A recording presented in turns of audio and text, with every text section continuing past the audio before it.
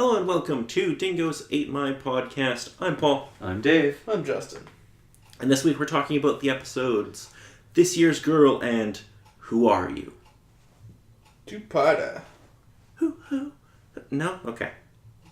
We're not going to sing any of the Who, apparently. No. Yeah, let's move on. We have some discussing to do. So, part 1 originally aired February 22nd, 2000. In this episode, we start off in a dream sequence where Buffy and Faith make a bet. Until Faith gets a nosebleed, which drips onto the clean white sheets. Buffy twists the knife in Faith's stomach. Xander's investigating the blaster gun from the Initiative. This is back in real life, though. Yeah. Also, during the dream, Faith makes a reference to Little Sis. Yes. Which will be important later on.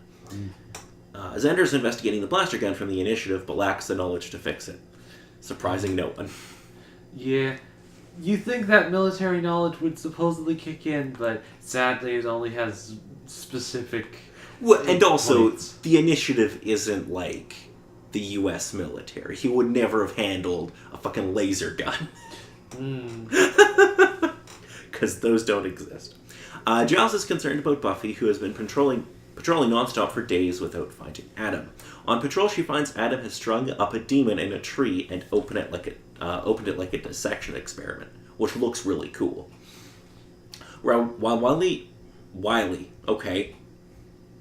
When Riley wakes up in the military hospital, he attempts to leave, but Forrest and Graham try to talk him out of it. Buffy explains her plans for breaking Riley out, but it proves unnecessary as he has escaped and is waiting in Xander's basement. Probably worse than a military prison. At the hospital, Faith, still in a coma, is dreaming she is having a picnic with the mayor. The dream becomes a nightmare when Buffy arrives, slits the mayor's throat, and then chases Faith into an open grave. It's pretty cool because Buffy's basically the Terminator here. Yeah, pretty much. As Faith climbs out of the grave in her dream, she awakens from her coma. Pulling free of the tubes in her body, Faith walks out into the hospital halls and encounters a girl. She thinks it is still graduation day, but the girl informs her of the date and that the mayor died at the graduation ceremony. Faith leaves the hospital in the girl's clothes. When the hospital staff discovers Faith is gone, a nurse makes a call asking for a team to be sent out. Faith walks around Sunnydale looking at all the things that have changed, ending up outside Giles' house, eavesdropping on the Scooby Gang's plans to attack Adam. A phone call informs Buffy that Faith is awake and on the loose. On campus the next day, Buffy and Willow run into Faith. The two Slayers talk about what happened. Faith taunting Buffy about having broken up with Angel, for whom she almost killed Faith, and fight briefly before the cops arrive and Faith runs. At the hospital, a helicopter lands, and three men carrying a briefcase exit. Xander and Giles search the streets for Faith and Adam, but instead encountered Spike, who claims he intends to help Faith kill them because none of the bloody Scoobies can remember that Spike is evil. Can't you just bloody remember I'm evil? God damn it. He's like, I can't kill you, but I'll help someone else do it. Yeah, we know. I love that. Xander's like, we're dumb, and Giles just gives him this look like, one of us is. Well, they both thought it was a good idea. Well, no, not really. They both went together. Well, okay, yeah, that's true. Buffy and Riley discuss their jobs working to fight the forces of evil. Buffy tells him that he has a choice in what he does with his life. When the conversation turns to Faith, she doesn't mention she stabbed her to save Angel. Faith is approached by a demon who tries to give her a gift, but she kills him and runs off with the box. Why does she kill him? For the lulz. Well, I think it's just kind of her Slayer mentality of, oh hey, demon. She breaks into a multimedia store to watch a videotape of the mayor on a VCR, and then opens the box from him, which contains a special gift, which is later revealed to be the Draconian Katra. Giles finds the three men with briefcases are at his apartment. One of them says, "Hello, Rupert," alerting Giles and the audience that the men are from the Watchers Council. Dun dun dun. Because of course they are. Faith arrives at Buffy's house and takes Joyce captive, knowing Buffy will come to her mother's rescue. How Buffy knows that she's there, nobody knows. Well, kind of a question of, okay, this one particular person that I've hung out with for a particular amount of time and also is a Slayer is been released and has a vendetta supposedly getting at me. What's the base option of what you would probably do? Willow, Xander, Angel, Giles. Go after my friends and family. Yeah, anyway. The Slayers have a fight that travels almost through every room of the house while Giles calls the police. Faith, holding the gift from the mirror, grabs Buffy's hand. A light flows through them, and Buffy punches Faith, knocking her unconscious. Buffy smashes the metal contraption from the mirror on the ground, and when Joyce asks if she's okay, Buffy responds with Faith's characteristic answer 5x5. Oh no! Dun, dun, dun. It's Faith in Buffy's body. Oh man, we're getting all Freaky Friday in this! Oh, it's so good. Okay, so for music in this episode, it's just original score by Christoph Beck. Mm-hmm. International titles. In French, it's A Stranger, Part 1. Yeah. And in German, it's Evil Awakening. Yeah. Because Faith is kind of... Well, no, Faith isn't... She's not evil, I guess. Not like evil. She's more like chaotic neutral. Yeah, I think basically. maybe the next step up from that. No, I don't think she's evil. Chaotic neutral is about right. Yeah. Because she isn't actively trying to do, like, evil things. It's just kind of the case of the things that she enjoys aren't exactly socially acceptable in most cases. Mostly. So the quote I pulled for this episode is from Xander. Second, it's called a blaster. Will, a word that tends to discourage experimentation. Now, if it were called the Orgasmator, I'd be the first to try your basic button press approach. Because Xander is great. Of course. So, what did you guys think of part 1? Oh man, all the particular things. Also, I don't believe in the starting dream sequence. It was a case of Faith having the nosebleed. It was a case of, Buffy, could you please take this out? I mean, don't you think it's been in there long enough? It's like, oh, I guess you're right. Knife in her chest, knife in her stomach. I seem to remember a nosebleed, but I could be wrong. Mm. But, okay, so they reference that Sis will be coming soon. Do you know what that's about? No idea. Yeah, no, nothing's ringing a bell at the moment. Have we met anything that resembles Sis? No, we have not. Then I wouldn't know. Well, you have seen episodes that take place after this in, like, the chronology, so I was wondering if it rang any bells. It doesn't ring any bells. Okay, good, so that'll still be a surprise. Good. Okay, this is actually the second hit we've had towards a sister. The first one came at the end of Season 3. Little Miss Moffat. Anyway. Any other thoughts on this episode? I quite enjoy it. I think it's mostly just a couple particular things from the dream sequences, because you can't forget that snake in the grass. Yes, the mayor is pretty great in this episode as well.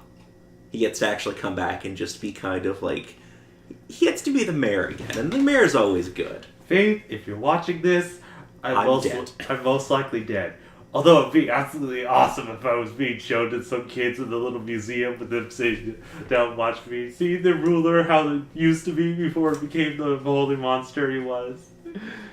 I love how he's like, hey kids! He's so good. Good and slightly terrifying, but nevertheless. Oh no, the mayor was always a great villain for me because, like, he's technically a villain, but he's trying to be a villain to do good. Yeah. Which doesn't make too much sense. No, but, like, his reason for becoming a demon is to keep Sunnydale safe. Like, that's his motivation. He's an asshole, and he does horrible things, but he's kind of doing it for kind of the right reasons, sort For of. the greater good Yeah. of me. Well, For I the mean... greater good. And Sunnydale, maybe. And the kids. Yeah, and the kids. And of course, you can't forget that particular scene of Willow and Buffy at the college, just like, who knows when Faith is going to come and attack us? Well, knowing Faith, she'll probably pick the most opportune time. Well, hello, Buffy! Okay, so moving on to part 2, also known as Who Are You? A very good question to ask. This episode originally aired February 29th, 2000. Just a quick note before I do the plot synopsis. Buffy and Faith will be referred to by the character they are rather than the body they're in, just to simplify things. Okay, yes. So, Mostly this episode's going to be focusing around Faith and all the shenanigans that she's going to be doing in Buffy's body. yeah, so we're referring to them who they are. Yeah. Good. Okay. Buffy and Faith's body is abducted by the Watchers Council team. Meanwhile, Faith, in Buffy's body, gives herself a makeover and heads to the Bronze. Because of course she does. 10 on 10. Where she has ruthless fun at the expense of Spike and Tara. Sad face with Tara. Super sad face with Tara. Tara recognizes that something is wrong, and she and Willow perform a spell to find the real Buffy. Okay. We're going to talk about this spell later. Can we talk about, why Tara was the only one who figured out that wasn't Buffy when she hadn't even met her? I think it's kind of a case of, by proxy, of knowing Willow and whatnot. Why is it that this person that she really appreciates, and Willow told her that she's amazing and awesome, would be a person that would supposedly bully and do a whole bunch of stuff that Tara would expect from just about anyone else aside from Willow, who she really appreciates? It also, Tara's a witch. Yeah. That's also true. And she comes from... Well, okay, minor spoiler. She's not the first in her line of witches. She knows how to use magic. She can read, people's auras and stuff. Okay. And she does go into explaining, sort of feeling her something was whack. Yeah. Okay. Tara knows about magic and stuff, so it makes sense. Okay. Tara recognizes that something is wrong, and she and Willow perform a spell. We've talked about this. And again, we will talk about that spell later. Oh man, that spell. Because that spell is not subtle at all. Faith visits Buffy and has sex with him while Buffy escapes the Watchers Council and heads back to Sunnydale in search of Giles and her friends. Buffy convinces Giles of her identity with the help of Willow and Tara. Meanwhile, Adam convinces a group of vampires of their superiority and they attack a church. Seems like the worst place for a vampire to go. Anyway, Faith tries to leave town, but after seeing what's happening on the news, goes to the church to help while Buffy does the same. Faith and Riley each kill one of the gang members, but the leader overpowers Faith. Before he can kill her, Buffy stakes him from behind. They fight, and Buffy, with the help of Willow and Tara's conjured Drakian Katra device, restores herself and Faith to their rightful body. Faith subsequently escapes and leaves town. I wonder if she'll ever come back. Buffy discovers that Riley had sex with Faith during the body swap, and that is awkward. So, international titles for this episode. In French, A Stranger, Part 2. And in German, Inside the Enemy's Body. Because that's subtle. Yeah. Anyway. So, for music in this episode, we have the band Headland gives us Sweet Charlotte Rose. Nerf Herder gives us Vivian. They're also the band that does the theme for the show. Mm-hmm. The Cure, Watching Me Fall, and Christoph Beck with the original score. Mm-hmm. So what did you all think of this episode? It turned out to be good. Resolution was definitely good for everything within the episode, though it was kind of a Deus Ex Machina kind of stuff with most everything in the episode, but if we didn't want this falling into a three-parter, it's probably had to be that way. We need to use this plot device to get your bodies back. Well, I mean, there was a plot device to get their bodies separate anyway, so... whatever. Yeah, and I mean, these episodes are kind of like, we want to get Faith back and establish that she can be a player again, and it's also to kind of introduce Tara to more of the characters. Mm-hmm. And it gives a way to kind of do all of that and tell a fun little story.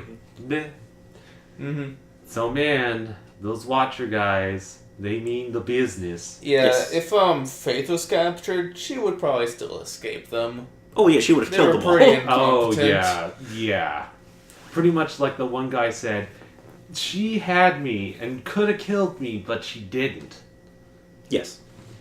So, I want to talk about the spell that Willow and Tara do. The one that is totally not sexual at all. Yeah. Okay, story behind this. The WB, the network that they were on at the time, was, let's say, uncomfortable with a same-sex relationship. Yeah. So they didn't want to Yeah. show them doing anything that could be construed as, like, a relationship, right? So they wrote this scene, which is, I mean, possibly the least subtle thing in the show. Yeah. Like, it's so obvious this is meant to be them having sex. I could see that. Oh, see? It's, like, stamped on the goddamn screen. When They Willow are goes... having a magical moment together. No. When Willow goes into the astral plane, you cannot tell me that is not meant to be an orgasm. It clearly is. Yeah. Yeah, it is. It's not, like, it's the least subtle thing, but I'm okay with it. Because Yeah. I like Willow and Tara.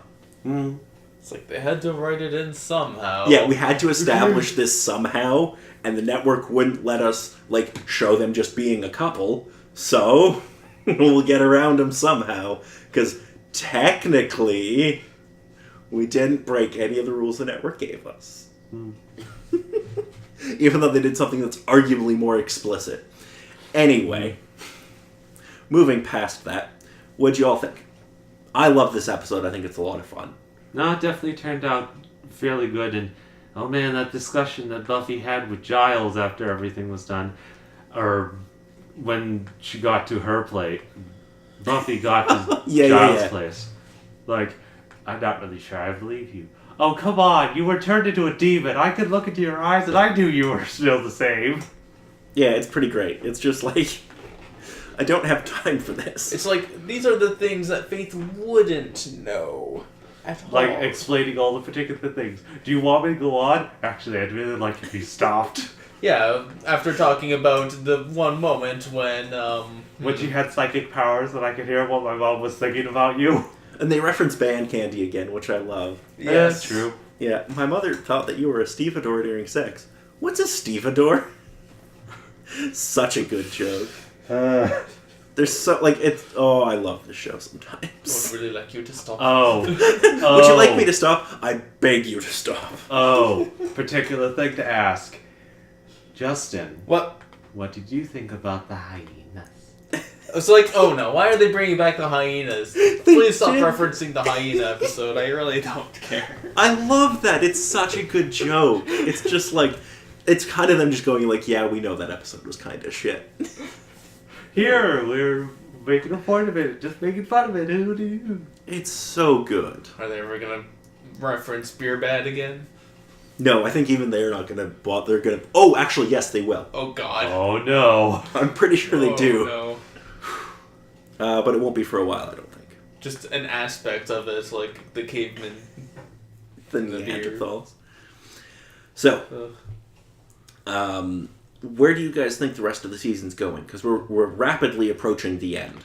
Well, Tara's introduced to the rest of the group, Yes. pretty much. Mm-hmm. So that's great. She hasn't met Xander yet, has she? I don't know. I don't think No, they've met yet. I don't think not specifically Xander. No. Or Anya, by Or extension. Anya. Mm. Fair. Imagine what that could lead to. Anya's great. Well, I think kind of it wasn't really built up too much within this episode, but kind of the idea of what Adam is doing and kind of his plot and most of the things. And it's kind of the thought of him trying to sort of learn and bringing this other sort of thought and ideal to the other demons and whatnot around, what that's supposedly going to stir up.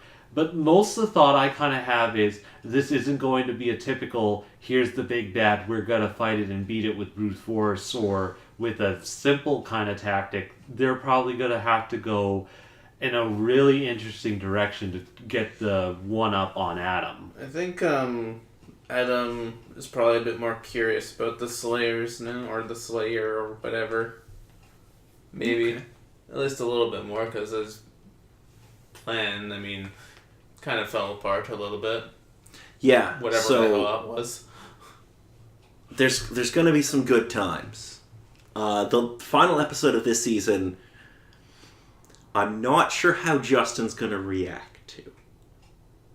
Why me? Because you... Remember that episode of Twin Peaks you really hated? Where it was all, like, metaphysical and... Oh, and the bomb dropped. Yes. Yeah. They're going to... So it's not going to be that metaphysical, but they're going to do something I don't mind it. I mean, if it's gonna be, a part of the episode, I don't actually mind that part. I am okay with that. But if it's gonna be like, for a good 50 minutes, then I'm like, why? They're going to do an episode at the end of the season that's going to tie into the beginning of the Slayer's line. Okay. And it's going to involve some... Well, you'll see. I kind of don't want to spoil too much. Fun. It's a good time. Okay. Well, sure. We'll see how you react to it. I'm not sure. Okay, so the quote I pulled from this episode was from, unfortunately he isn't given a name, but it's the one vampire in the church. It's hard to believe I've been avoiding this place for so many years, and it's nothing. It's nice. It's got pretty windows, the pillars, lots of folks to eat. Where's the thing I was afraid of, the Lord? He was supposed to be here. He gave us this address. Well, we'll just have to start killing off his people, see if he shows up. I love that. It's such a great line. It's like, there's all these windows. I mean, sunlight can probably beam in and, dust them that way. Well, I guess it depends on how you look at the vampire mythology, because technically it's going through stained glass, so it wouldn't be pure UV light then. And again, it's kind of the thought of what is the whole sequence of why vampires can't go inside of churches, aside from crucifixes and other sorts of things causing them pain when, and I believe by touch, or is it more close proximity? So being touched by a crucifix, at least in the Buffy lore, will burn them. Being near them is just like uncomfortable. So it's I don't know, a great like putting a cat over water. Sure, I've never done this, but okay. I was thinking more of a hot iron, where you feel the heat and whatnot, but you touch it. Oh, God! It's like when you put a cat over like a tub of water, the cat's gonna freak out. Okay. It ain't gonna go in there. Okay. Unless it's weird. Yes, exactly. Yeah, so there's also, if vampires go into consecrated ground, that's not great for them either. Like, that's super uncomfortable. But yeah, that's just kind of the general lore. Anyway, so the next episode we'll be talking about is called Superstar. I don't know what this even refers to. So, do you remember Jonathan? Sure. You know that dude who was always getting into shit and barely surviving? Yes. The one who Buffy saved and they gave her the parasol? Right. Yes. Okay. So in this episode, Buffy and the other Scoobies must escape an alternate reality where Jonathan, a geeky and formerly unpopular boy, is famous and admired by everyone. And they need to escape this reality. Yes. Because of other particular reasons, aside from the fact that this guy is absolutely famous. Well, you'll find out. Oh boy. It's gonna be good. The premise for this episode already is just odd. It's gonna be a good time. I'm sure. We'll find out. We most certainly will.